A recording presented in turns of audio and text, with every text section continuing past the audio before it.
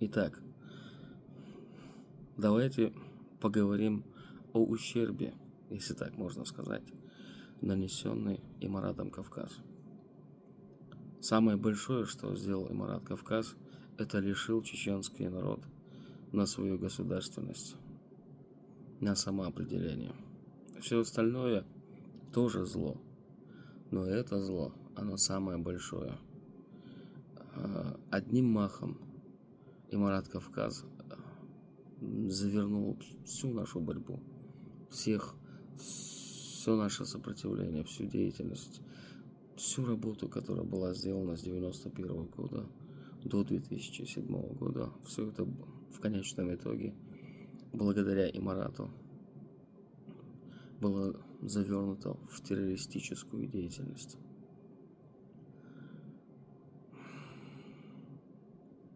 Помимо этого, Эмират Кавказ полностью уничтожил наше чеченское сопротивление. Он уничтожил боевой потенциал, который мы в боях зарабатывали, приобретали с 1994 года. Он уничтожил весь командный состав. Он уничтожил всю военную структуру чеченского народа. Одних он заставил перебежать на сторону врага, других он заставил присягнуть этой идеологией, где в конечном итоге они погибли полностью. Мы лишились всего, абсолютно всего. Хотели ли наши отцы-основатели к конечному итогу, когда начинали восстанавливать нашу государственность в 1991 году, чтобы в конечном итоге вместо лозунгов «свобода», «независимость», «суверенитет» появились лозунги, такие лозунги, как «джихад до судного дня», объявлять кафирами и прочее, очень много всего. Хотели ли наши отцы-основатели? Однозначно нет. Мы хотели создать свое государство в границах Чеченской Республики. Мы хотели жить мирно и созидать. Но всего этого нас лишил Эмират Кавказ. Тут даже предательство таких, как Кадырова и прочее, оно не так сильно, как тлетворное влияние идеологии Эмирата Кавказа на все наше сопротивление, на все наше движение. Зачем я все это проговариваю? Сейчас есть некие силы, пока я имена их называть не буду, которые пытаются реанимировать Эмират Кавказ. Снова, скорее всего, молодежь уже подросла, скорее всего, эту молодежь они и готовят на убой. Снова начинаются разговоры о едином Кавказе, о шариате, о установлении слова Всевышнего на Кавказе и прочее, много всего. Это все делается для того, чтобы заставить снова чеченцев поверить этой идеологии и снова ввязаться в эту бойню. Ни Ингушетия, ни Дагестан не пострадают так, как пострадает снова Чечня. Ни Ингушетия, ни Дагестан не заинтересованы в независимости. Как бы красиво ни говорили их представители, их всего лишь меньше, да куда там процент, меньше сотого процента. Их очень мало, из их народа имеется в виду. Их народы и Дагестана, и Ингушетия абсолютно не хотят никакой независимости. Они хотят жить в составе Российской Федерации и продолжать жить во всем том, в чем они живут. Как бы ни пытались заставить говорить некоторых представителей из нашего народа из чеченцев имеется в виду, кто занимается уличной деятельностью, оккупированная Ингушетия, оккупированный Дагестан, как бы все это ни пытались, ничего в конечном итоге из этого не будет, потому что мы все прекрасно знаем, что Дагестан не был оккупирован, что Ингушетия никогда не была оккупирована. Это все бредни определенных людей, которые заинтересованы в восстановлении Марата Кавказа. Да и вопрос, кем они оккупированы? Дагестан последний раз участвовал в войне только в период Кавказских войн. После этого они жили очень хорошо в Советском Союзе, получают чеченские земли. Они практически все благодарны Сталину. То же самое Ингушетия. Ингушетия никогда не воевала. Ингуши имеется в виду как государство, никогда не воевали против царя и прочего. Они всегда жили в мире и согласии. Все, что делалось, это делалось против нас. Давайте будем говорить правду как есть. Все эти лозунги, все эти кины и прочие шалупонь, которая появилась в силу того, что сегодня Украина позволяет, они все прекратят свою деятельность, как только серьезное движение начнется на территории Чеченской Республики. То есть, когда волнения начнутся. Но до этого этим негодяям, которые сегодня прикинулись братьями-мусульманами и прочее, им крайне важно, чтобы именно чеченцы возглавили снова Марат Кавказ. Потому что, как бы ни хотели дагестанцы и ингуши, воевать все будут только на чеченской земле. И только чеченцы будут воевать. Мне понравилось одно высказывание одного нашего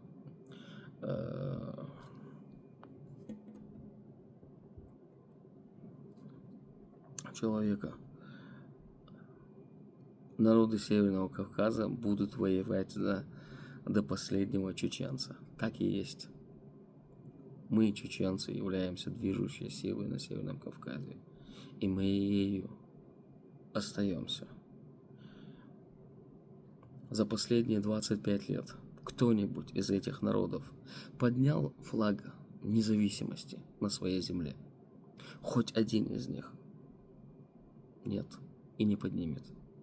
Потому что еще с царских времен, если вы хотите увидеть положение дел на Северном Кавказе, посмотрите в сторону Чечни.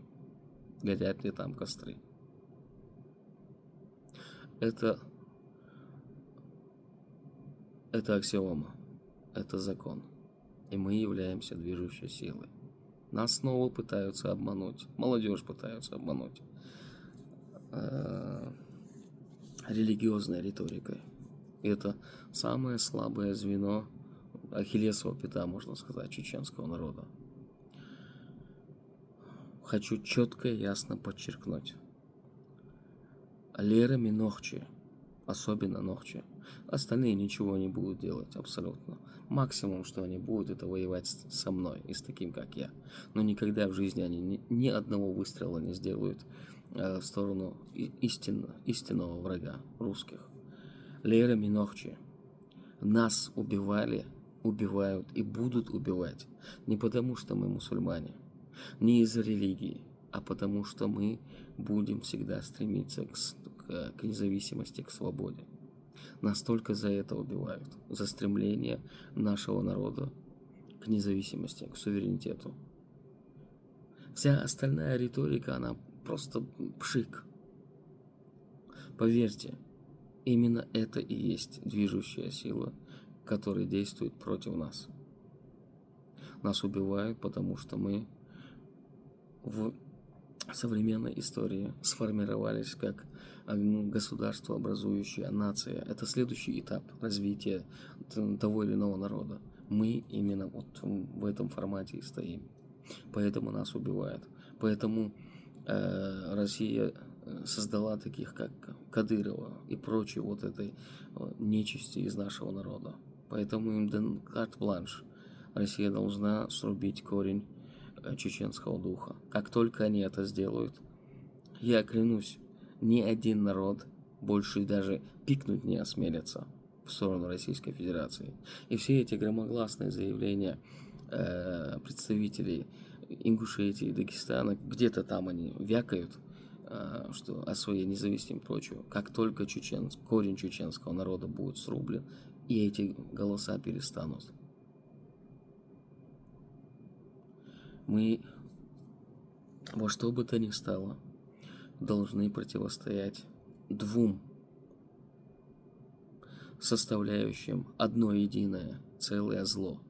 Первое – это кадыровцы, второе – это радикалы. Это две крайности, которые и так убивают, уничтожают наш народ. Не будет единого Кавказа, будет конфедерация кавказских народов, где у каждого народа будет свое государство, своя валюта, свои законы. Только при таких условиях будет кавказское так называемое единство. Но то кавказское единство, о котором грезят и маратчики, радикалы, от моря до моря, никаких границ и прочее, это ерунда. Все эти громкие заявления от моря до моря, где не будет границ, делаются только для одного, чтобы не возвращать украденных у нас земель. Что Дагестан, что сегодня Ингушетия, что Ставрополь, все они заинтересованы в наших землях. Эти исламские лозунги делаются именно для этого, чтобы не возвращать наши земли.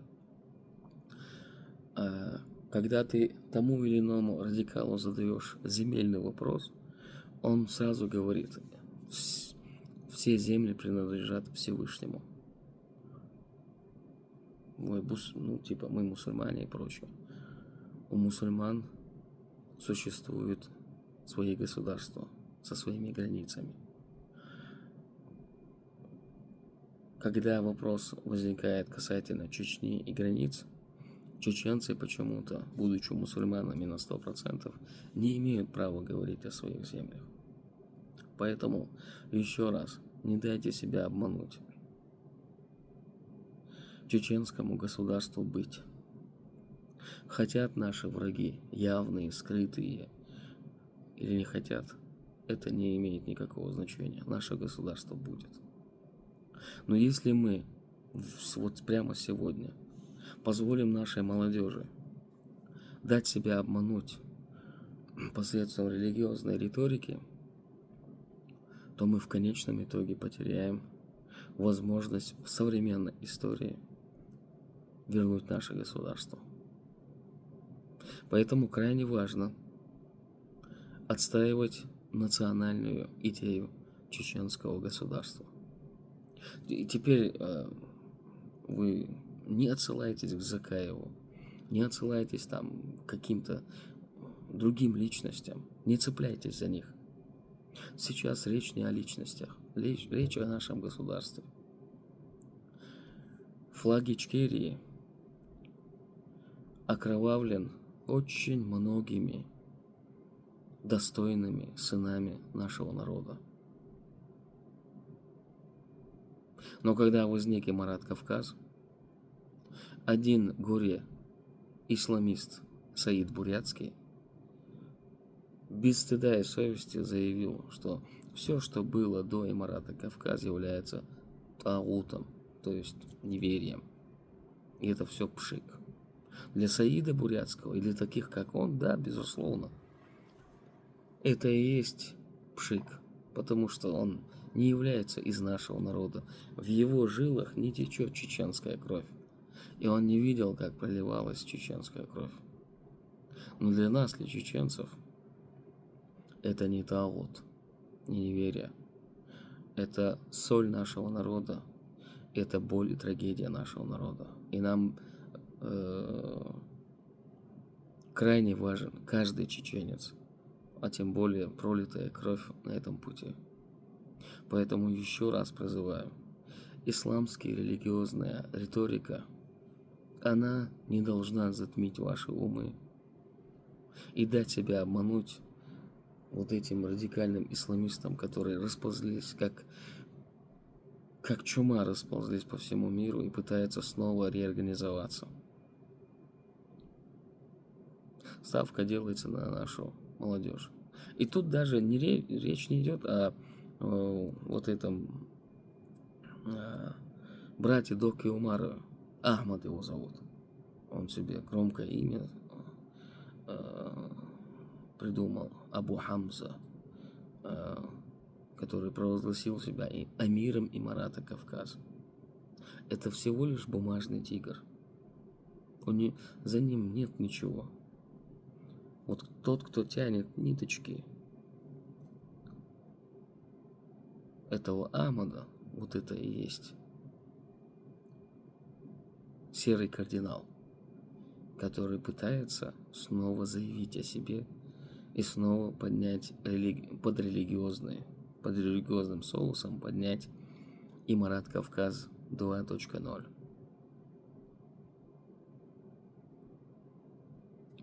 Не дайте себя обмануть. Иди, гордох сашук. Мы скитаемся.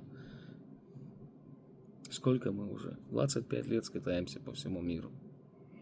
Неужели вы не поняли до сих пор, что человек в этом мире не защищен до тех пор, пока за его спиной не стоит его государство, его национальное государство со своим паспортом, законом, послами, консулами и прочее.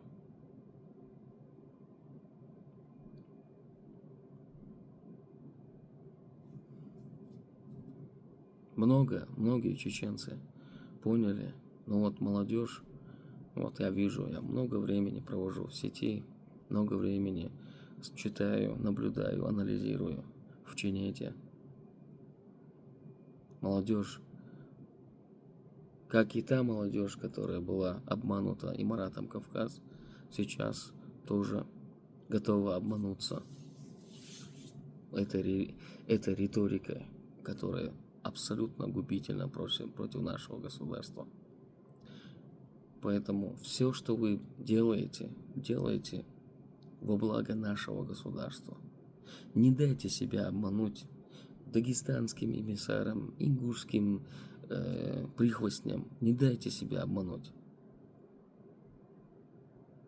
Есть чеченское государство. Пусть каждый человек, будь он ингушом, дагестанцем, трудится во благо своего, но не примешивает нас и не пытается посредством религии, совести, громких речей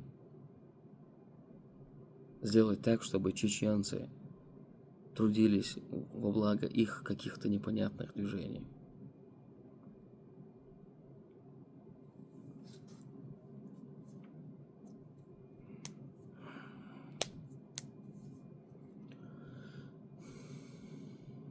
И в конце мне бы хотелось, чтобы вы задумались. Люди, которые не соблюдали религию, в нашем обществе всегда были.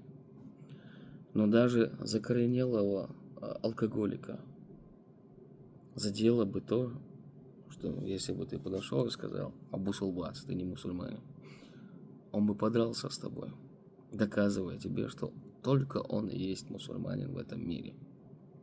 Однако после Эмирата Кавказ, после вот этого радикализма, который прошел наш народ, сегодня в нашем народе появились личности, которые открыто отрицают свою принадлежность к религии ислам. И это последствия Эмирата Кавказ. Эмират Кавказ повинен в том, что среди нас появились люди, отрицающие религию. Крайность порождает еще более крайность. И вот они виноваты в этом. Радикальные исламисты из нашего народа виноваты в том, что среди нашего народа появились в интернете, пока что в интернете воинствующие атеисты.